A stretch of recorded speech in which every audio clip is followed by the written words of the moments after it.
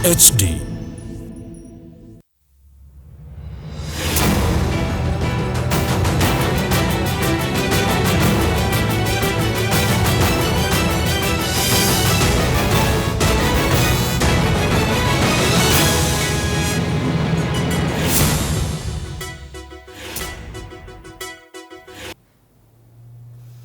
नमस्कार, प्राइम न्यूजमा स्वागत छ। म दृष्टिबाणी धिताल। म संगीता कटुवाल। सुरु गरौं आजको हेडलाइन्सबाट।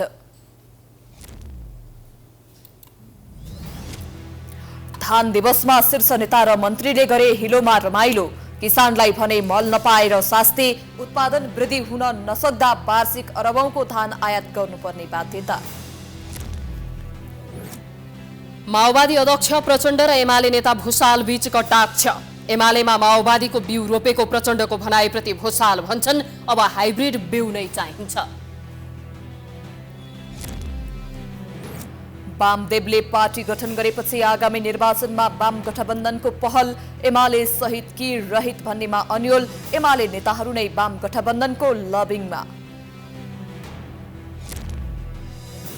लगातारको वर्षापछि पूर्वी नेपालका अधिकांश क्षेत्र डुबानमा। ठाउँ ठाउँमा गएको पहिरोका कारण राजमार्ग अवरुद्ध। यात्रुलाई शास्ति।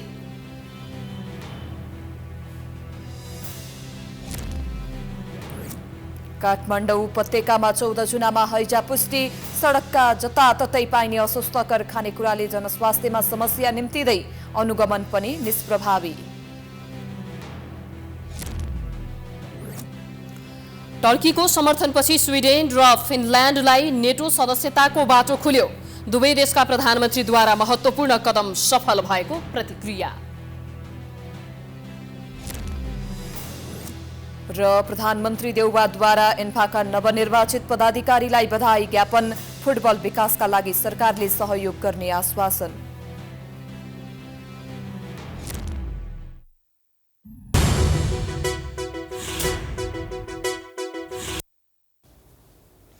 अब प्राइम न्यूज विस्तारमा। आज असार 15 किसानका लागि एउटा महत्त्वपूर्ण दिन। यही दिनमा किसानले मुरी फलाउन मानव रोप्ने गर्छन्, तर उनीहरू आजको दिन पनि खुसी हुन सकिरहेका छैनन्। धान रोपाई सुरु भइसक्दा समेत किसानलाई मल र बिउ अभावले वर्षेनी सताउने गरेको छ। एक रिपोर्ट। असार 15 भन्ने बित्तिकै हिलोमा खेल्ने, रोपाई गर्ने, धान रोप्ने दिनको रूपमा चिनिन्छ। यस दिन मन्त्रीदेखि उच्च पदस्थ कर्मचारी, विभिन्न पार्टीका नेताहरू किसानको खेतमै पुगेर हिलोमा खेले झैँ गर्छन्, बिउ रोपे झैँ गर्छन्, किसानसँग सँगसँगै भए जस्तो गर्छन्, 2-4वटा फोटो राख्छन् अनि कृषि प्रधान देशको महत्त्व किसानलाई सिकाउँछन्।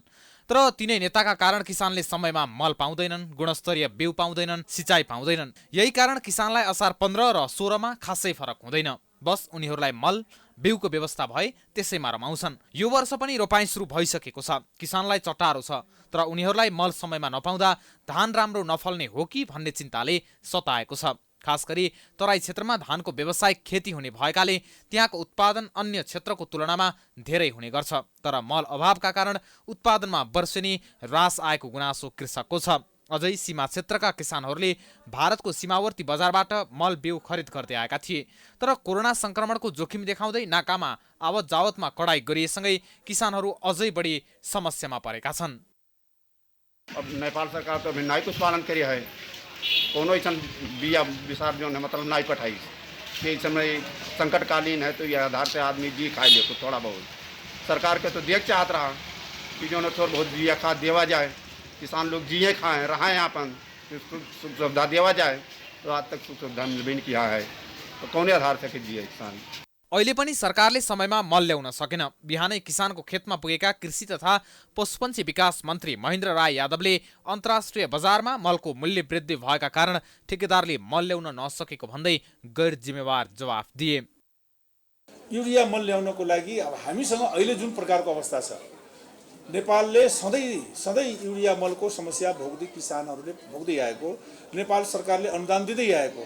यसको मुख्य कारण के हो भने अहिले जुन प्रकारको अन्तर्राष्ट्रिय बजारमा मूल्य वृद्धि भएको छ र त्यो मूल्य वृद्धि गर्दाखेरि यस मन्त्रालयबाट मङ्सिर फागुन महिनामा 2 लाख मेट्रिक टन होइन ठेकदारले लिइसकेको यति मूल्य वृद्धि हुँदाखेरि 2 लाख मेट्रिक टन ल्याउन सक्ने अवस्था भएन र त्यो ठेक्का रद्द गर्नुपर्ने हो। एउटा समस्या के भने आपूर्ति व्यवस्था त्यहाँ कम भयो। नेपालमा वर्षेनी करिब 6 लाख मेट्रिक टन बढी मलको आवश्यकता पर्छ, तर अहिलेसम्म 1,20,000 बोरा मात्र मल नेपाल आएको छ। अझै केही मात्रामा मल आउने क्रममा रहेको मन्त्रालयको दाबी छ। किसानलाई मल मात्र नभएर बिउको पनि उस्तै समस्या छ। एक त समयमा बिउ नपाउने, अर्को बिउ पाए पनि गुणस्तरीय नहुँदा किसानहरू मर्कामा परेका छन्। धान एक बिया का बहुत परेशानी है। अगर वो व्यापार से हमारे खाद मने धान लावा जाता है तो यह व्यापार के हमारे प्रशासन बहुत मने करत है, रोकत है, नहीं लावे देता है। हम ये नेपाल सरकार से मने अनुरोध करी दिन की वहाँ मने कही दें कि रोके ना लावे दे, किसान भाई के सबके लावे दें धान और खाद। यसरी एक दिनको उत्सवमा हिलोमा होमिने तर किसानको समस्यालाई सम्बोधन गर्न कुनै पनि सरकारले तदारुकता नदेखाउँदा कृषि उत्पादनमा ह्रास आइरहेको छ। त्यसैले असार 15 मा किसानको खेतमा गएर चर्को भाषण गर्नुभन्दा पनि किसानको समस्या समाधान गर्नतिर नेतृत्व पंक्ति लाग्ने हो भने किसानसँगै देशले पनि सधैँ उत्सव मनाउन पाउँथ्यो कि? प्राइम टाइम्स टेलिभिजनका लागि क्यामेरामा भास्कर भट्टाचार्यका साथमा डेभिड पाण्डे, काठमाडौँ। असार 15 लाई धान दिवस एवं दही चिउरा खाने दिनका रूपमा लिने गरिन्छ। असार 15 लागेसँगै देशका विभिन्न स्थानमा धमाधम रोपाई भइरहेको छ। देशका कतिपय ठाउँमा यस अघि नै रोपाई सुरु भइसके पनि असार 15 कै दिन रोपाई गर्नुको महत्त्व बेग्लै छ। एक रिपोर्ट। धान रोपाई गर्दाको रौनक र महत्त्व जति छ त्यति नै दही चिउरालाई पनि महत्त्व दिने गरिन्छ। रोपाईमा दही चिउरा खाने प्रचलन परम्परादेखि नै चल्दै आएको पाइन्छ। यो परम्पराको सुरुवात बारे कुनै ठोस इतिहास नभए तापनि धान खेतीको प्रारम्भ भएसँगै सुरु भएको बताइन्छ। संस्कृतिविदहरूका अनुसार धान खेतीको प्रारम्भ भएसँगै असारमा चिसो आलीको डिलमा बसेर रोपाईको काम सकिएपछि दही चिउरा खाने गरिएको र पछिल्ला समय यो परम्परा परिष्कृत हुँदै रोपाईमा मात्रै नभएर घर घरमै खाने चलन बसेको हो। यसको इतिहास त गौपालनसँग जोडिएको छ। गाईबाट प्राप्त भएको दुधबाट बनेको दहीलाई विभिन्न प्रयोजनमा प्रयोग गर्ने क्रममा असारको 15 एउटा स्पेशल दिन छुट्याएर त्यो दिन चाहिँ एकातिर चाहिँ गाईको सम्मान, उनीबाट उत्पादित भएका चिजहरू मध्येमा रोजेर यो खाने प्रचलन चलेको हो। पछिल्ला वर्षहरूमा असार 15 मा दही चिउरा खानै पर्छ भन्ने मानसिकता मानिसहरूमा विकास भइरहेको छ। दही चिउरा किसानले मात्र नभएर शहर बजारमा समेत दही चिउराको जोहो गरेर खाने गरिन्छ। असार 15 को दिन दही चिउरा खानाले काममा जागर आउने, शरीरको आलस्यता हट्ने र रोपाई कार्यका लागि शरीर फुर्तिलो हुने जनविश्वास रहँदै आएको छ। दहीमा कार्बोहाइड्रेट, चिनी र बोसोको मात्रा न्यून हुने हुनाले यसले धेरै अलस्य गराउँदैन। दहीमा शरीरलाई चिसो राख्ने एक प्रकारको इन्जाइम हुन्छ जसले शरीरलाई फाइदा गर्छ। असारको 15 मा यो दहीलाई किन रोज्यो भने गर्मीको समय पनि छ। दही त 12 महिना हुने हो, कुनै मौसममा हुने कुरा होइन दही भनेको चाहिँ। तर असारको 15 मा एकातिर यसले तागत पनि दिने, अर्कोतिर यो अलिक ठन्डा पनि गराउने, यो बेला चाहिँ अझ ज्यादा थकान भएको बेलामा यसको चाहिँ एउटा तागतको जुन लेभल छ भनौँ न, न्युट्रिटिभ भ्यालु भनौँ न, हाई न्युट्रिटिभ भ्यालु भएको, सजिलै पचाउन सक्ने, गर्मीको मौसममा पनि अति उपयुक्त भएको कारणले गर्दा मुख्य रूपमा चाहिँ बलवर्धक खानाको रूपमा, एकदम चटारो गाह्रो काम परिरहेको बेलामा त्यो खानाको रूपमा र शीतलता प्रदान गर्ने बलवर्धक खानाको रूपमा चाहिँ यो रोपाईको चटारोको बेलामा असार 15 लाई एउटा मध्यनजर गरेर त्यो यो दही चिउरालाई स्थान दिएको हो। यसमा आयुर्वेदमा भोजनको अन्त्यमा दही मथेर बनाएको मोही पिएमा औषधि उपचारका लागि स्वास्थ्यकर्मी कहाँ जानु नपर्ने पनि विश्वास रहँदै आएको छ। मध्य गर्मीको यो समयमा युवा युवतीले खेतका गराको हिलो छ्यापाछ्याप गरेर मनोरञ्जन गर्छन्। कामको चटारोले थकित किसान शक्ति प्राप्तिका लागि पनि दही चिउरा खाने गर्दछन्। दही चिउरा खाँदा काँक्रा, आँप, केरा जस्ता मौसम विशेषका फलफूल मिसाउने गरिएको पाइन्छ। आधुनिकतातर्फ उन्मुख भइरहेको अवस्थामा पनि दही चिउरा खाने परम्परा कायमै रहनु सकारात्मक भएको कतिपयको बुझाइ छ।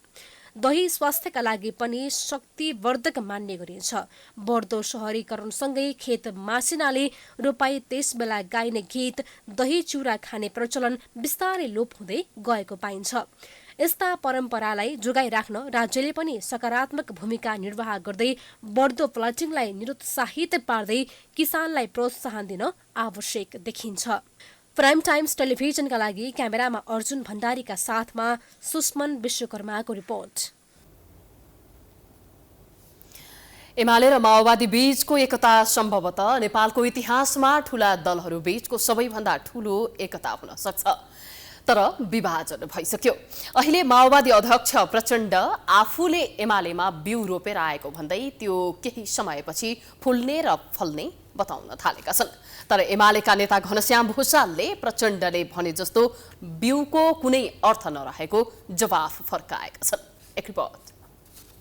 भिन्न भएका कम्युनिस्ट पार्टीका नेताहरू कहिले यता त कहिले उता गरिरहन्छन्। तिनै नेताहरू एकताको कुरा गरेर थाक्दैनन्। कहिलेकाहीँ एकता पनि हुन्छ तर टिक्दैन। त्यस्तै मध्येको एउटा एकता थियो नेकपा एमाले र नेकपा माओवादी केन्द्रको। एकतापछि ठूलो शक्ति बनेका नेकपा नेताहरूको झगडाका कारण फुटको डिलमा पुगेको थियो। त्यही बेला सर्वोच्च अदालतको एउटा फैसलाले डिलबाट खस्यो अनि फेरि एमाले र माओवादी बिउतियो। अहिले पनि कम्युनिस्ट एकताको कुरा गरेर नेताहरू थाक्दैनन्। बुधबार भने माओवादी अध्यक्ष प्रचण्डले अलि फरक कुरा गरे। एमाले र माओवादी एक भएर बनेको नेकपामा हुँदा आफूले बिउ छरेको र त्यो अब कुनै समय फल्ने दाबी गरे। उनले नेकपामा 3 वर्षसँगै रहँदा आफूहरूले नेकपा एमालेमा बिउ रोपेर आएको टिप्पणी गरेका हुन्। एमाले भित्रका पनि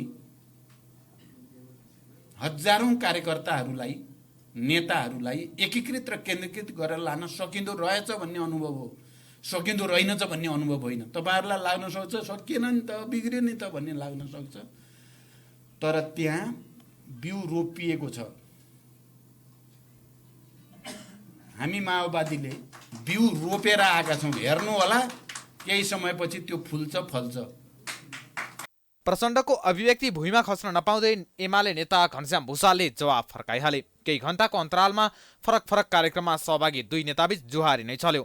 सिद्धिलाल सिंह जन अभिनन्दन समारोहलाई सम्बोधन गर्दै भुसालले प्रचण्डले एमालेमा माओवादीको बिउ छरेर आएको भन्नु गलत भएको जवाफ फर्काए। अब कुनै पार्टीको बिउ नभई समग्रमा कम्युनिस्टहरूको हाइब्रिड बिउ उत्पादन गर्नुपर्ने नेता भुसालको भनाइ छ। प्रचण्डले भने जस्तो बिउ अब उम्रन नसक्ने भुसालको जवाफ थियो। कमरेड प्रचण्डले कहीँ भन्नुभएछ यो हामीले एमालेमा बिउ रोपेका छौँ, हेर्नु होला 2-3 वर्षमा फल्छ भनेर। त्यो एउटा खास एउटा धारालाई सङ्गठित गर्नका लागि उहाँले त्यसलाई उत्साहित गर्नका लागि जे भन्नुभएको छ यसलाई सम्मानै गर्नुपर्छ। तर आजको आवश्यकतालाई उहाँले पनि अझै राम्ररी बुझ्नु भएन। सङ्घ र प्रदेशको निर्वाचन यसै वर्ष हुँदैछ, जसका कारण दलहरू धेरैभन्दा धेरै निर्वाचन क्षेत्रमा जिते आफूलाई ठूलो आकारमा स्थापित गर्न चाहन्छन्। तर यो लक्ष्य प्राप्तिका लागि कहिले गठबन्धनको कुरा त कहिले एकले अर्कालाई सिद्ध्याउने कुरा गरिरहेका छन्। यस्तो अवस्थामा प्रचण्डले भनेको बिउले कहिले फल देला वा भुसालले भने जस्तो हाइब्रिड बिउ उत्पादन होला कि नहोला, यो भने प्रतीक्षाको विषय बनेको छ। संघीय एवं प्रतिनिधि सभा निर्वाचनको तयारी भइरहँदा दलहरू अनेक गठबन्धनको विकल्पमा छलफल गरिरहेका छन्। चुनावी प्रणालीका कारण कुनै दलको पनि बहुमत आउन नसक्ने आंकलनका साथ गठबन्धनको बहस बाक्लिएको छ। पुराना वामपन्थी नेता वामदेव गौतमले वाम एकताका लागि नयाँ पार्टी खोलेसँगै के फेरि वाम एकता सम्भव छ भन्ने चर्चा चलिएको छ। एक रिपोर्ट। स्थानीय तह निर्वाचनमा वाम लोकतान्त्रिक गठबन्धन एक हदसम्म सफल भएको परिणामस्वरूप एमाले दोस्रो पार्टीमा झर्न बाध्य भयो। अब सङ्घ र प्रदेशको निर्वाचनमा पनि यही गठबन्धन कायम रहने वा वाम गठबन्धन बन्ने भन्नेमा बहस बाक्लिएको छ। नेकपा एमालेका नेता घनश्याम भुसाल लगायतले लगातार वाम गठबन्धनको वकालत गरिरहेका छन्। पछिल्लो समय वामपन्थी शक्तिहरूलाई ध्रुवीकरण गर्ने उद्देश्यसहित एमालेबाट अलग भएका नेता वामदेव गौतमले पनि छुट्टै पार्टी बनाएपछि वाम गठबन्धनको विषय जोडतोडले उठिरहेको छ। कतिपय एमाले भित्रकै नेताहरू अध्यक्ष केपी शर्मा ओलीलाई मनाएर नेकपा माओवादी केन्द्र एकीकृत समाजवादीलाई पनि समेटेर वाम गठबन्धन नै बनाउनु पर्ने अभियानमा जुटेको बताइन्छ। तर पनि पानी बारबारको अवस्थामा रहेका ओली प्रचण्ड र नेपाल बीचको सहकारी तत्काल सम्भव देखिँदैन र पनि राजनीतिमा स्वार्थ मिलेपछि धेरै चिज मिल्ने भएकोले वाम गठबन्धनका लागि अनेक गृह कार्य भएका छन्। एमाले नेता योगेश भट्टराई पनि अहिलेको काङ्ग्रेस माओवादी समाजवादी लगायतको गठबन्धन अप्राकृतिक भएकोले विचार र सिद्धान्त मिल्ने कम्युनिस्ट पार्टीहरू बीच गठबन्धन गरेर निर्वाचनमा जानुपर्नेमा जोड दिन्छन्। अहिलेको गठबन्धन यो अराजनीतिक छ, यो गठबन्धन अनैतिक पनि छ, यो गठबन्धन वैचारिक हिसाबले पनि ठिक छैन र मुलुकको आवश्यकताको हिसाबले पनि विचारको सिद्धान्तको नीति कार्यक्रम एउटै हुने अथवा त्यसमा कमसेकम पनि नजिकको सम्बन्ध हुनेहरूको बिचमा एकता भयो भने त्यसले एउटा राजनीतिक स्थायित्व दिन्छ, राजनीतिक चाहिँ शासकीय स्थायित्व दिन्छ। अहिले पछिल्लो दिनमा फेरि पनि वामपन्थी शक्तिहरू एक ठाउँ आउनुपर्छ भन्ने जुन चर्चा चलिरहेको छ, यो चर्चा चल्नु सैद्धान्तिक हिसाबले ठिक छ। तर अब अहिले तत्कालै वामपन्थी एकता भइहाल्ने, त्यो गठबन्धन भइहाल्ने परिस्थिति चाहिँ निर्माण भएको छैन। तर नेकपा एकीकृत समाजवादीका नेता सोमप्रसाद पाण्डे वर्तमान सत्तारूढ गठबन्धन तोड्न वाम गठबन्धनको बहस सुरु भएको आशंका गर्छन्।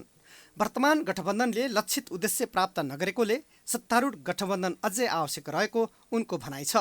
वाम गठबन्धनको विषय चाहिँ यो चाहिँ अहिले 5 दलीय गठबन्धनलाई भत्काउनको निम्ति एउटा त्यहाँ भित्र के रहस्य लुकेर आएको जस्तो पनि देखिन्छ। त्यसकारण चाहिँ मैले त त्यति धेरै अरू थप कुरा गर्न पर्ने र चाहिँ त्यस्तो खालको वाम गठबन्धन भनेर हामी अब भोलि एक भएर जाने खालको अवस्था आउला जस्तो लाग्दैन। मुलुकको समृद्धिको निम्ति अझै पनि हामीहरू अब राजनीतिक पार्टीहरू मिल्न पर्ने, गठबन्धन गर्न पर्ने, अहिलेको गठबन्धन छ त्यसलाई जोगाएर लैजानु पर्ने आवश्यकता छ। जिल्ला र केन्द्रीय समिति समेत नभएका दर्जन बढी कम्युनिस्ट पार्टीबीच वाम एकताको कुरा चलिरहेको छ। तर राजनीतिका जानकारले भने नेपालका कम्युनिस्टहरूको चरित्र विश्लेषण गर्दा तत्काल वाम गठबन्धन बन्ने स्थिति नदेखिएको बताउँछन्। तत्काल यस्तो प्रकारको कुनै सम्भावना म देख्दिनँ। हालाकि एमालेको नेतृत्वबाट आइरहेका अहिले स्टेटमेन्ट्सहरू, उनको नेताहरूको स्टेटमेन्ट्सलाई तपाईँले हेर्ने हो भने त्यो अलिअलि कतै सफ्ट भएको चाहिँ देखिन्छ। उनीहरूमा चमत्कार नै गर्ने छु भन्ने जुन एउटा उनको दिमागमा थियो त्यस्तो भएन, त्यस्तो परिणाम आएन। पछिल्लो स्थानीय निर्वाचनबाट यसपटक निकै क्षतिपूर्ण अवस्थामा छन् उनीहरू। तर मलाई लाग्दैन तत्काल माओवादी पक्ष कुनै प्रकारको यस्तो गठबन्धन या वामपन्थी एकताको विषयमा अगाडि बढ्नेछ। 2074 सालमा जनताले वामपन्थी दललाई दिएको झण्डै 2/3 बहुमतको सरकार आफैले बिचैमा ढालेर फेरि कुन मुखले वाम गठबन्धन गरेर भोट माग्न जाने भनेर वामपन्थी पार्टी अलमलमा परेका छन्। विगतमा पनि चीनकै रुचि अनुरूप वाम गठबन्धन भएको र चीनले फेरि पनि वाम दल बीचकै एकतामा जोड दिएकोले पनि त्यो सम्भावना भने पुरै नकार्न सकिँदैन। तर तत्काल नाटकीय राजनीतिक परिवर्तन भएको अवस्थामा बाहेक एमाले सहितको वाम एकता भइहाल्ने स्थिति भने देखिँदैन। Political bureau, prime HD, Kathmandu. Prime news जारी छ, हामी ब्रेकपछि आउँछौँ।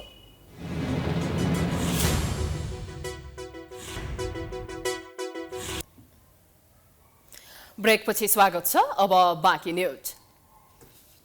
मंगलबारदेखि लगातार परेको पानीका कारण प्रदेश 1 को झापा र मोरङ बढी प्रभावित भएका छन्। प्रहरीका अनुसार झापाको कन्काई, माई र बिरिङ खोलामा आएको बाढीका कारण केही बस्ती जोखिममा परेका छन्।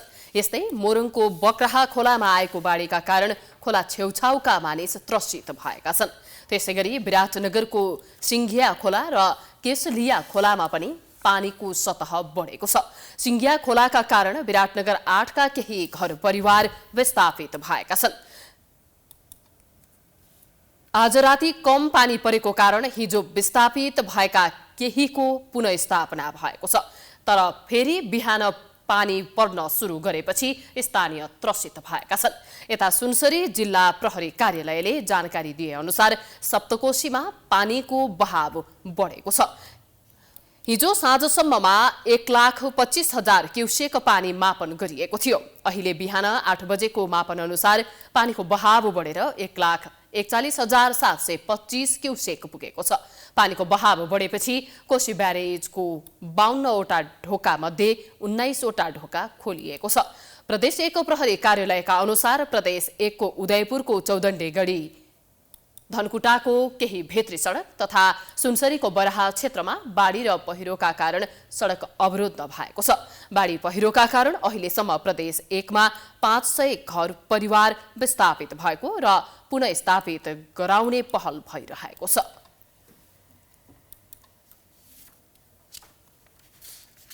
लगातारको वर्षाका कारण देशका विभिन्न जिल्लामा बाढी र पहिरोका कारण बाटो अवरुद्ध भएको छ।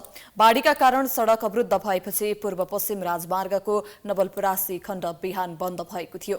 नवलपरासी पूर्व नवलपुरको अरुण खोला दुम्की बास सडक बीचमा निर्माण गरिएको 5 मध्ये 3 वटा डाइभर्सन बाढीले बगाएका कारण बिहान आवागमन अवरुद्ध भएको थियो। नारायणगढ बुटोल सडक विस्तार आयोजना अन्तर्गत पुल निर्माण स्थलमा डाइभर्सन निर्माण गरिएको थियो। अहिले उक्त राजमार्गमा यातायात चल्न सुरु गरेका छन्। बाटो अवरुद्धका कारण दिनभर जसो सयौं यात्रु अलपत्र परेका थिए। लगातारको वर्षाका कारण डाइभर्सन बनाउने पुनः बगाउने काम हुँदै आएको छ। उता मंगलबारदेखि आएको वर्षापछि पहिरोका कारण सिद्धार्थ राजमार्ग र तानसेन तमघास सडक अवरुद्ध हुँदै आएको छ। ट्राफिक प्रहरीले दिएको जानकारी अनुसार सिद्धार्थ राजमार्गका धेरै ठाउँमा पहिरो खसेको र पाल्पा स्याङ्जामा चल्ने गाडी चल्न सकेका छैनन्। बटोल तानसेन खण्डमा सिद्धबाबा गौडे पुल चर्चरे पारी मेल लगायतका ठाउँमा पहिरो खस्ने गरेको र पन्छाउँदै गाडी चलाउने काम भएको छ। त्यस्तै पाल्पाको सदरमुकाम तानसेन हुँदै गुल्मीको तमघास खण्डमा पनि गाडी चल्न सकेका छैनन्। हिजो बेलुकादेखि परेको पानीले पहिरो खसेको हो। रूपन्देही पाल्पा गुल्मी अर्घाखाँची स्याङ्जा बागलुङ लगायतका जिल्लामा निरन्तर पानी परेको छ, जसका कारण पहिरो पन्छाउन समस्या हुने गरेको प्रहरीले जनाएको छ।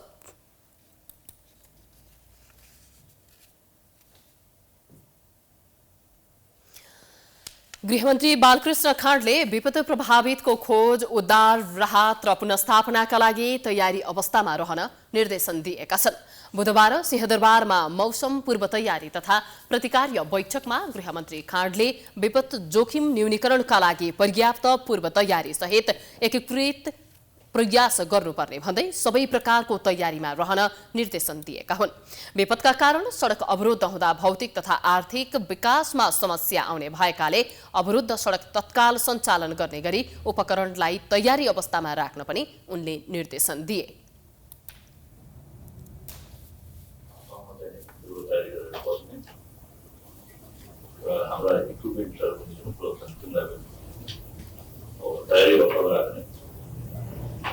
कहीँ त्यस्तो खालको प्रभाव परिहाल्यो भने तत्काल चाहिँ राज्य त्यहाँ पुगेर त्यसको गर्नुपर्ने चाहिँ भूमिका निर्वाह गरिन्छ। बैठकमा राष्ट्रिय विपद जोखिम न्यूनीकरण तथा व्यवस्थापन प्राधिकरणका कार्यकारी प्रमुख अनिल पोखरेलले विपद जोखिम न्यूनीकरणका लागि एकीकृत रूपले परिचालन हुनुपर्नेमा जोड दिए।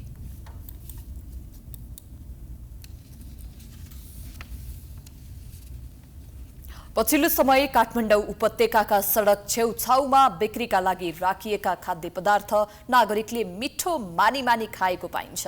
तर ती खानेकुरा कति स्वास्थ्यकर र स्वास्थ्यका लागि फाइदाजनक छन् भनेर कसैले चासो राख्ने गरेको भने पाइँदैन, जसका कारण त्यस्तै खाद्य पदार्थको कारण पनि संक्रमणजन्य रोगको जोखिम बढेको छ। एक रिपोर्ट। हिजो आज स्ट्रिट फुडको नाममा परिचित ठेलाको खानेकुरा मिठो मानेर खाएको पाइन्छ। चोकचोकमा बेच्न राखिएका मोमो, ससेज, चाट, पानीपुरी, चटपटी, बरफ जस्ता खाद्य पदार्थमा रमाउँदा ती खाद्य पदार्थ कति स्वस्थकर छन् भन्ने विषय पनि हेक्का राखेको पाइँदैन। यसरी सडकमा र खुल्ला रूपमा बेच्न राखिएका खाना निर्धक्क भएर खाँदा रोगलाई निम्ता दिइरहेको त छैनौं भन्ने विषय टटकारो रूपमा उभिएको छ। हुन त यसरी साना व्यापारबाट कतिपयको घरमा चुलो बलेको छ। यही व्यापारबाट जीविकोपार्जन भएका छन्। उनीहरू खानेकुरालाई सफा र स्वस्थ राख्ने प्रयास पनि गरिरहेका छन्। तर वातावरणीय प्रदूषणका कारण जति नै सावधानी अपनाइए पनि यस्ता खानाले प्रत्यक्ष असर पारिरहेको हुन्छ। यति बेला उपत्यकामा हैजा फैलिदो क्रममा छ। छाडापखाला, हैजा जस्ता संक्रमणजन्य रोग फैलाउने माध्यम भनेकै अस्वस्थकर खानेकुरा अनि प्रदूषित पानी नै भएको चिकित्सक बताउँछन्। दूषित वा गुणस्तरहीन खानाका कारण झाडापखाला, हैजा जस्ता संक्रमणजन्य रोग मात्र नभएर हृदयघात, क्यान्सर जस्ता प्राणघातक रोगहरू समेत लाग्न सक्ने संक्रमण रोग विशेषज्ञ बताउँछन्। रेस्टुरेन्टहरू बाहिरतिर खाँदाखेरि स्वच्छ खानेकुरा बनाएको छ कि छैन त्यो हेरेर खानुपर्छ। र अहिलेको अवस्थामा जबकि हैजा जस्तो रोग पनि फैलेको छ भने हामीले चाहिँ अब पानी खराब हो कि हात खराब हो कि खानेकुरा नै राम्रोसँग पकाएको छ कि छैन त्यो कुराहरूलाई विचार गर्दा के गर्नुपर्छ भने बाहिर गएर खानै पर्छ भने उमालेको अथवा भर्खर पकाएको तातो खानेकुरालाई मात्रै खाउँ। चिसो नपकाएको अथवा पहिलादेखि पकाएर राखेको जुन खानेकुराहरू छ त्यसमा चाहिँ हैजा मात्रै होइन अरू प्रकारको ब्याक्टेरिया भाइरसहरू पनि हुन सक्ने हुनाले त्यस्तो खानेकुराहरूलाई सकभर नखाने हैन। सडकमा पाइने खानेकुरामा प्रयोग गरिने पानी, पानीपुरी बनाउँदा प्रयोग गरिने पानीमा विशेष ध्यान दिनुपर्ने भए पनि बाहिर पाइने अधिकांश खानेकुराहरू अस्वस्थकर नै भेटिन्छन्। तर ग्राहकले पनि सवारी साधनको अत्याधिक चाप हुने स्थानमा धुलो, धुवाँ र बीच सडकमा राखिएका खानेकुरा कति पौष्टिक छ भन्ने सामान्य हेक्का भने राख्नै पर्छ। कतिपय स्थानमा त व्यापारीले सरसफाइलाई समेत खासै महत्त्व दिएको देखिँदैन। ठेलामा पाइने खानेकुरालाई विशेष गरी विभिन्न जीवाणु वा अखाद्य रसायनले प्रदूषित बनाइरहेको हुन्छ। यही कारण मानिसमा संक्रमणजन्य रोग फैलिने खतरा बढेको छ। अहिले हैजाको संक्रमण व्याप्त छ। हैजा लागेमा पातालो दिशा आउनु, दिशा अत्याधिक पातालो हुने जस्ता लक्षण देखा पर्ने जीवाणु रोग विशेषज्ञ बताउँछन्। विभिन्न मिडियाहरूमा राखेर र यो ब्याक्टेरिया थोरै ब्याक्टेरियालाई चाहिँ कहिलेकाहीँ माइक्रोस्कोपमा राख्दा देखिँदैन र त्यसलाई धेरै बनाएर चाहिँ हामीले अनि त्यो कल्चरबाट पनि हामी डिटेक्सन गर्न सक्छौँ। त्यस्तै अरू तरिकाहरू भनेको चाहिँ छिटो पत्ता लगाउनको लागि चाहिँ ऱ्यापिड टेस्ट भन्छ। ऱ्यापिड टेस्टमा चाहिँ यो कोलेराको एन्टिजेन टक्सिन्सहरू डिटेक्सन गर्न सकिन्छ। त्यस्तै अरू यसको मोलिकुलर डायग्नोसिसमा चाहिँ पिसिआर टेस्ट गरेर पनि कोलेराको लागि पिसिआर टेस्ट गर्न सकिन्छ र यसरी हामी ल्याबमा चाहिँ यो कोलेरा पत्ता लगाउन सक्छौँ। विश्व स्वास्थ्य संगठनका अनुसार संसारभर यस्तो खानाबाट 60 करोड मानिस पीडित छन्। यस्ता व्यापारीलाई व्यापारमा प्रतिबन्ध लगाउनु भन्दा पनि त्यो व्यापारबाट रोग नभएर पौष्टिक खाना बिक्री होस् भन्नका लागि सरकारले नियमनकारी भूमिकालाई प्रभावकारी बनाउनु पर्ने आवश्यकता पनि छ। स्ट्रिट फुडमा चाहिँ जसले चाहिँ फुड सर्भ गर्नुहुन्छ उहाँले त राम्रोसँग हात सफा गर्नुभएको हुन्न भने चाहिँ उहाँले अरूलाई साइड राख्नु भएको हुन्छ र बाहिरतिर चाहिँ यस्तो अवस्थामा यो फुड ह्यान्डल गर्ने मान्छेहरूलाई चाहिँ मोनिटरिङ हुन्छ, उहाँलाई ट्रेनिङ दिन्छ। खास गर्नु चाहिँ कस्तो पर्छ भने उहाँहरूले चाहिँ हात चाहिँ अनिवार्य रूपमा चाहिँ साबुन पानीले धुनु पऱ्यो। फुडलाई सिधै छुन भएन। फुडलाई छुनुभन्दा अगाडि चाहिँ यो प्लास्टिकको ग्लोभ्सहरू पाउँछ नि त्यो ग्लोभ्सहरू युज गर्नु पऱ्यो र त्यो युज गरेपछि फेरि ग्लोभ्सहरू चेन्ज गर्नु पऱ्यो भने चाहिँ हाम्रो स्ट्रिट फुडलाई मात्र होइन हाम्रो होटल रेस्टुरेन्टमा गर्ने मान्छेहरूलाई पनि हामीले हेल्थ एजुकेसन, इन्फेक्सन कन्ट्रोलको कुराहरू अनि यो फुड कसरी ह्यान्डल गर्ने त्यो ट्रेनिङ दिनुपर्छ र ट्रेनिङ मात्र दिएर भएन मोनिटरिङ पनि गर्नुपर्छ। अहिलेसम्म उपत्यकामा 13 दिनको बीचमा 14 जनामा हैजाको संक्रमण पुष्टि भएको छ। हैजाबाट बस्न पानी उमालेर मात्र खान र ताजा खानेकुरा खान स्वास्थ्य चिकित्सकको आग्रह छ।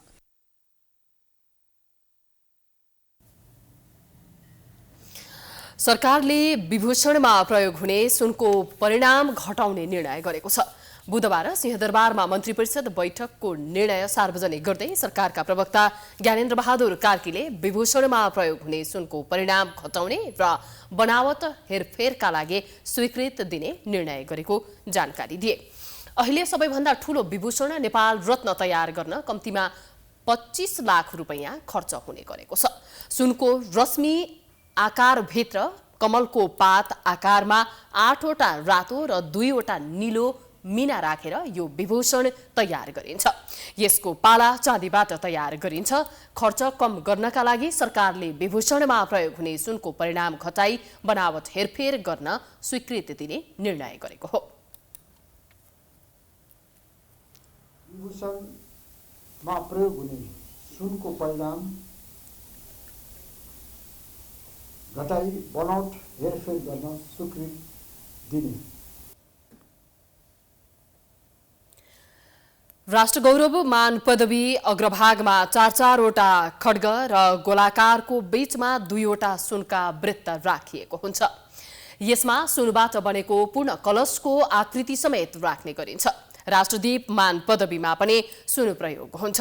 ठूलो संख्यामा बाँडिने जनसेवाश्री पदकमा पनि सुनको प्रयोग गरिएको हुन्छ।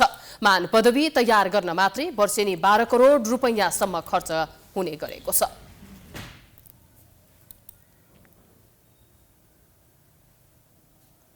राजनीतिक दलका गतिविधिले जनता हैरान भएका छन्। देश र जनताको पक्षमा काम गर्ने भन्दै दलहरूले जनअनुमोदित भएर आएपछि जनभावना अनुसार काम नगर्दा जनआक्रोश पनि बढेको छ। जनता मात्र होइन, नेताहरू नै प्रमुख दलको गतिविधि तथा कार्यशैली पञ्चायतलाई झल्को दिने खालको भएको भन्न थालेका छन्। एक रिपोर्ट। रवैया हेर्दा जनता नोकर र नेता मालिक जस्ता देखिएका छन्। निर्वाचनमा जनअनुमोदित भएर आएका नेताहरूले जनादेश अनुसार काम गर्न नसक्दा राजनीतिक दलको आलोचना पनि बढेको छ, जसको परिणामस्वरूप स्थानीय निर्वाचनमा दर्जन बढी स्थानीय तहमा स्वतन्त्र उम्मेदवारले विजय निकालेर राजनीतिक दललाई चुनौती दिए। दलगत तथा व्यक्तिगत स्वार्थका कारण जनभावना अनुसार काम गर्न नसक्दा राजनीतिक दलप्रतिको विश्वसनीयता समेत घट्दै गएको अनुमान गर्न सकिन्छ। दलका गतिविधिबाट जनता मात्र होइन, स्वयं राजनीतिक दलका नेता समेत वाक्क भएका छन्। राजनीतिक दलको गतिविधि तथा कार्यशैली हेर्दा पञ्चायतको निरन्तरता, बहुदल र बहुदलको निरन्तरता गणतन्त्र जस्तो भएको नेताहरू नै भन्न थालेका छन्। सांसद भएपछि मन्त्री हुनैपर्ने जो रोग चाहिँ हामीले हालेको छ होइन, त्यसले समस्या हो क्या। सबै सांसद मन्त्री हुनुपर्छ भन्ने छैन होइन, सबै चाहिँ पार्टीमा का नेता कार्यकर्ताहरू सांसद हुनुपर्छ भन्ने छैन होइन, हुनुपर्ने त्यो हो। तर यहाँ चाहिँ के नेता भएपछि सांसद हुनैपर्ने, चुनावमा उठ्नैपर्ने, अनि त्यसपछि सांसद भएपछि मन्त्री हुनैपर्ने, जो एउटा संस्कार जो बनेको छ खालि पञ्चायतकालदेखि नै जो संस्कार बनेको छ, त्यो संस्कार पञ्चायतको निरन्तरता बहुदलमा, बहुदलको निरन्तरता गणतन्त्रमा देखिराखेको छ। त्यही कुरालाई जनताले मन पराइरहेको छ। स्थानीय तहमा जनताले स्वतन्त्र उम्मेदवारलाई जिताएर दलप्रति सुध्रन दिएको सन्देशलाई राजनीतिक दलले अझै बुझ्न नसकेको नेताहरू नै बताउँछन्। नेकपा एमालेका स्थायी कमिटी सदस्य शेरबहादुर तामाङ स्थानीय निर्वाचनमा जनताले केही ठाउँमा स्वतन्त्र उम्मेदवारलाई मतदान गरेर राजनीतिक दललाई सुध्रन दिएको मौकालाई अवसरका रूपमा लिनुपर्ने बताउँछन्। राजनीतिक दलहरूलाई केही न केही यसपटकको स्थानीय तहको निर्वाचनले केही सङ्केत त गरेकै छ। त्यसमा आफू सचिन जरुरी छ र आफूमा रहेको कतिपय अहङ्कार, दम्भपनहरू दलहरू, दलका नेतृत्व सबैले त्याग्नु जरुरी छ। हामी पनि त्यस्तो रह्यौँ। हामीले कतिपय बेला निर्वाचनको बेला जाँदा तलको जनताको मनस्थिति के छ भन्ने हामीले भनेपछि भइहाल्छ नि, जितिहाल्छ नि भन्ने जस्ता सोच चिन्तनहरू हामी पनि हावी भएकै हो। त्यसैले यो सबै कुरामा खास गरी अब हामीले राजनीतिक दलहरूले आफूलाई केही न केही कुराहरूमा सुधार्नुपर्ने पक्षहरू चाहिँ देखिन्छ। राजनीतिक दलले दलगत तथा व्यक्तिगत स्वार्थका कारण विवाद रहित निर्णय गर्न कतिपय अवस्थामा चुकेका छन्, जसको परिणामस्वरूप सङ्घीय निर्वाचनका लागि स्वतन्त्र उम्मेदवारले उम्मेदवारी नै घोषणा गर्न थालेका छन्। राजनीतिक दलकै गतिविधि तथा कार्यशैलीका कारण स्वतन्त्र उम्मेदवारप्रति थोरै भए पनि जनमत बन्दै जानु र दलको भूमिका खुम्चने अवस्थामा पुग्नु थप चिन्ताको विषय बनेको छ। गणतन्त्रमा दलको विकल्प दल भने झैँ प्रमुख भनिएका दलहरूले आत्मसमीक्षा गरी अघि बढ्नुको विकल्प भने देखिँदैन। Political bureau, prime HD, Kathmandu. Nepali कांग्रेसका महामन्त्री विश्वप्रकाश शर्माले निर्वाचनमा भ्रामक र गलत सूचनाको उच्च जोखिम हुने बताएका छन्। आम निर्वाचन र भ्रामक सूचनाको प्रभावबारे एक कार्यक्रममा बोल्दै महामन्त्री शर्माले भ्रामक सूचनाले मुलुकको विकास निर्माणलाई नै प्रभावित गरिरहेको बताएका हुन्। अहिले भ्रामक सूचना खतरनाक बनिरहेको बताउँदै उनले कतिपयको ज्यान समेत लिइरहेको उल्लेख गरे। मुलुकको विकास र सिङ्गो अर्थतन्त्रलाई नै प्रभावित पारिरहेकोले हरेक मान्छेले कुन सूचना सही छ र कुन गलत छ भनेर छुट्याउन सक्नुपर्ने बताए। र मिडियाले साझा समन्वय गरिराखेर मिथ्या सूचनाको सन्दर्भको विषयलाई चिरेर जाने कुराको लागि चाहिँ गम्भीरतापूर्वक पहल कदमी गर्नुपर्छ भन्ने लाग्छ। तपाईँको जतिसुकै कार्यपत्र बनाउनुहोस्, तपाईँ जतिसुकै छलफलहरू गर्नुहोस्, मिसइन्फर्म गर्ने कुराको प्रधान कुरैमा तपाईँ प्रहार गर्न सक्नुहुन्न भने सानातिना मिसइन्फर्मेसन हुने कुरा त भइरहन्छ। डिसइन्फर्मेसनको ठुलो कुरा त यो देशमा त MCC को सन्दर्भमा तपाईँ हामीले भोगि नै छ। उनले MCC पास भए अमेरिकी सेना आउँछ भनेर गलत प्रचार हुँदा कुनै पनि नेपाली सञ्चार माध्यमले त्यो भ्रामक सूचना हो भनेर लेख्न नसकेको बताए। सञ्चार माध्यमले समेत कुन सूचना कस्तो हो भनेर छुट्याउन सक्नुपर्ने उनको भनाइ छ।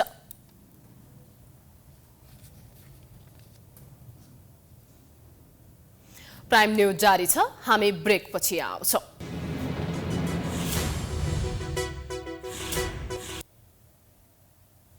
ब्रेकपछि पुनः स्वागत छ। अब बिजनेस न्यूज।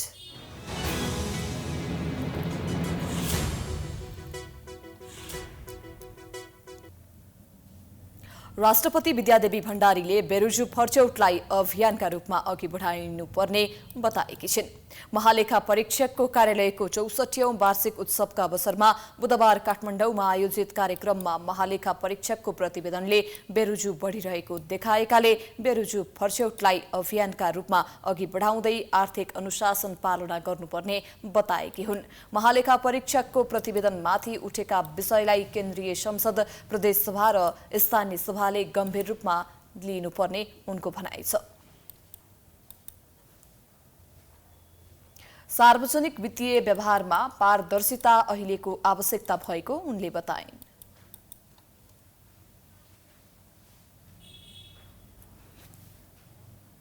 तीनै तहका सरकारबाट हुने विकास निर्माण र सेवा प्रवाहमा पारदर्शिताको प्रवर्धन गर्न यो कार्यालय सक्षम हुनु पर्दछ। सार्वजनिक वित्तीय व्यवहारमा पारदर्शिता र स्वच्छता हासिल गरी सार्वजनिक प्रशासनमा देखिएका अनियमितता, चुहावट र भ्रष्टाचारजन्य कार्यलाई नियन्त्रण गर्दै मुलुकमा विकास र समृद्धिको वातावरण सिर्जना गर्न राज्यका सम्पूर्ण निकायको एकीकृत र समन्वयात्मक प्रयास हुनु पर्दछ। त्यस्तै अर्थमन्त्री जनार्दन शर्माले बेरुजु फर्चौटलाई सरकारले प्रयास गरिरहेको भन्दै वित्तीय व्यवस्था सुधारलाई प्राथमिकतामा राखिएको बताए। सार्वजनिक संस्थाहरूमा आर्थिक अनुशासन कायम गराउन पनि सरकार प्रतिबद्ध रहेको उनको भनाइ छ। उतार-चढाव आइरहेको छ। यस अवस्थामा अर्थतन्त्रका समग्र पक्षको गहन अध्ययन, विश्लेषण र मूल्याङ्कन गर्नुपर्ने आवश्यकता देखिएको छ। यसमा महालेखा परीक्षकको तर्फबाट स्वतन्त्र रूपमा अध्ययन विश्लेषण भई सुधारका लागि सुझाव प्राप्त हुने अपेक्षा गरेको छु। सार्वजनिक वित्तीय व्यवस्थापनका सम्बन्धमा लेखा परीक्षणबाट महत्त्वपूर्ण तेस्रो पक्ष दृष्टिकोणको मूल्याङ्कन गर्दै आएको योगदान उल्लेखनीय छ। सार्वजनिक आर्थिक कारोबार सञ्चालनमा पारदर्शिता र स्वच्छता कायम गर्न नेपाल सरकार प्रतिबद्ध रहेको छ। कार्यक्रममा महालेखा परीक्षकका टङ्कमणि शर्माले यस वर्षदेखि विद्युतीय प्रणालीबाट गरिएको लेखा परीक्षणको प्रतिवेदन आउने क्रममा रहेको जानकारी गराए। सरकारले हरेक क्षेत्रमा भएको अस्वाभाविक मूल्य वृद्धि नियन्त्रणका लागि देशभर एकीकृत रूपमा बजार अनुगमन गर्ने भएको छ। उद्योग वाणिज्य तथा आपूर्ति मन्त्री दिलेन्द्र प्रसाद बडुले बुधबार सिंहदरबारमा पत्रकार सम्मेलन गर्दै सबै तहको संयन्त्र परिचालन गरी एकैपटक एकै समयमा मूल्य वृद्धि नियन्त्रणका लागि एकीकृत अनुगमन गरिने जानकारी दिएका हुन्। पेट्रोलियम पदार्थको मूल्य वृद्धिलाई बहाना बनाएर अस्वाभाविक मूल्य वृद्धि गर्नेमाथि अंकुश लगाउँदै जनतालाई राहत दिनका लागि एकीकृत अनुगमनको योजना बनाइएको उनले बताए। बजारमा अब हस्तक्षेप हुनुपर्छ। बजार नियन्त्रणभन्दा बाहिर जान दिनु हुँदैन। यदि बढिरहेको अवस्था अहिले पनि हो भने त्यसलाई तत्काल अनुगमन गर्ने र यदि अस्वाभाविक ढङ्गले फेरि पनि बढिरहेको छ र घटाउन नचाहने प्रवृत्ति देखिन्छ भने त्यसमाथि अंकुश लाग्नुपर्छ र कानुनअनुसारको सजायमा पनि जानुपर्ने हुन्छ। मन्त्री बडुले खाद्यान्न, औषधि र अत्यावश्यक सेवाको मूल्यमा गरिएको मूल्य वृद्धिमाथि हस्तक्षेप गर्नुपर्ने र यसमा नियामक निकायसँगको पनि सहकार्य आवश्यक देखिएकाले जिल्ला अनुगमन अधिकारी, प्रहरीका साथै सबै पालिकाका प्रतिनिधिहरू सहितको संयुक्त टोलीले अनुगमन गर्ने स्पष्ट पारेका छन्। सरकारले उपभोक्ताले थाहा पाउने गरी अनुगमनको जानकारी 7-7 दिनमा सार्वजनिक गर्ने तयारी पनि गरेको छ।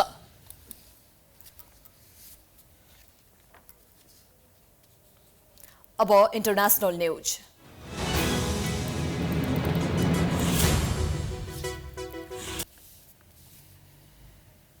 टर्कीले समर्थन जनाएसँगै स्विडेन र फिनल्यान्डलाई नेटो सदस्यताको बाटो खुलेको छ। यसअघि स्विडेन र फिनल्यान्डले कुर्देश लडाकुलाई संरक्षण गर्न चाहेको देखिएपछि सदस्यताका लागि टर्कीले समर्थन गरेको थियो। समर्थन गरेको थिएन। टर्कीको समर्थन बिना स्विडेन र फिनल्यान्ड नेटोमा आबद्ध हुन नसक्ने अवस्था थियो। फिनल्यान्डले सुरक्षामा हुने खतरा विरुद्ध एक अर्कालाई पूर्ण सहयोग गर्ने बारे संयुक्त ज्ञापन पत्रमा हस्ताक्षर गरेको छ। टर्कीका राष्ट्रपति कार्यालयले स्विडेन र फिनल्यान्डबाट आफ्ना माग पूरा भएको जनाएको छ। त्यस्तै स्विडेनको प्रधानमन्त्री कार्यालयले पनि यो नेटोका निम्ति निकै महत्त्वपूर्ण कदम भएको प्रतिक्रिया दिएको छ। उता रुसले भने नेटो सदस्यतालाई लिएर विरोध गर्दै आएको छ। युक्रेनमा रुसको आक्रमणको प्रतिक्रिया स्वरूप गएको मे महिनामा यी दुई देशले नेटोमा सामेल हुने इच्छा व्यक्त गरेका थिए। कुनै पनि देश नेटोमा सामेल हुन सबै 30 सदस्यले अनुमोदन गर्नुपर्ने हुन्छ। स्विडेन र फिनल्यान्ड नेटो सदस्य भए भने स्विडेनको 200 वर्षभन्दा लामो असंलग्नताको नीति अन्त हुनेछ। दोस्रो विश्वयुद्धमा सोभियत संघको हारपछि फिनल्यान्डले पनि तटस्थ अपनाएको थियो।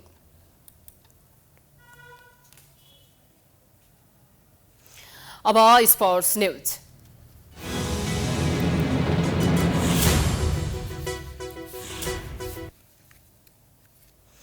अखिल नेपाल फुटबल संघ एन्फाका नवनिर्वाचित कार्य समितिलाई प्रधानमन्त्री शेरबहादुर देउवाले बधाई दिएका छन्। बालुवाटार स्थित प्रधानमन्त्री निवासमा एन्फाका नवनिर्वाचित पदाधिकारीसँग भेट गर्दै प्रधानमन्त्रीले बधाई दिएका हुन्। भेटमा प्रधानमन्त्री देउवाले देशमा फुटबल विकासका लागि सरकारले सहयोग गर्ने आश्वासन दिएका थिए। खेलको विकासका लागि मिलेर काम गर्दा सरकार सधैँ साथमा रहने उनले बताए। गत असार 6 गते भएको निर्वाचनबाट पंकज विक्रम नेमुवाङ अध्यक्षमा निर्वाचित भएका थिए। अध्यक्षका अर्का प्रत्याशी कर्मा छिरिङ शेर्पालाई 6 मतले पराजित गर्दै नेमुवाङ अध्यक्षमा निर्वाचित भएका हुन्। यस्तै वरिष्ठ उपाध्यक्षमा वीरबहादुर खड्का निर्वाचित भएका थिए।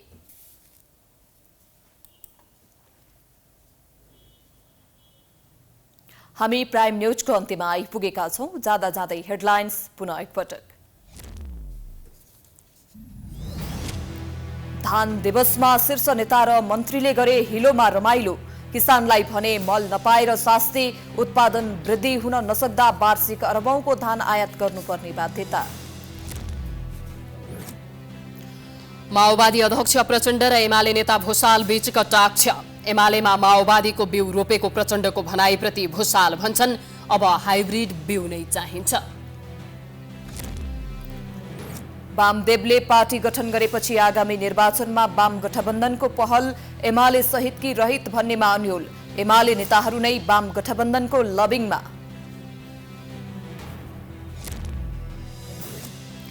लगातारको वर्षापछि पूर्वी नेपालका अधिकांश क्षेत्र डुबानमा। ठाउँ ठाउँमा गएको पहिरोका कारण राजमार्ग अवरुद्ध। यात्रुलाई शास्ति।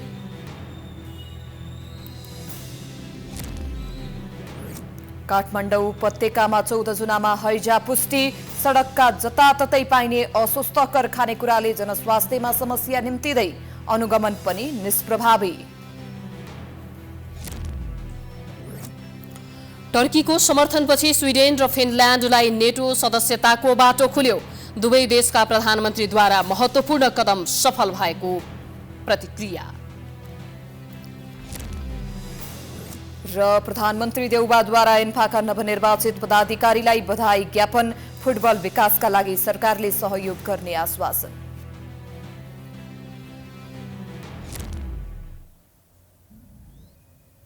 प्राइम न्यूज अहिलेलाई सकियो। यसपछिको प्रस्तुति जनता जान्न चाहन्छन् ऋषि धमलाको साथमा हेर्न सक्नुहुनेछ। हेर्दै गर्नुहोला प्राइम टाइम्स एचडी। नमस्कार।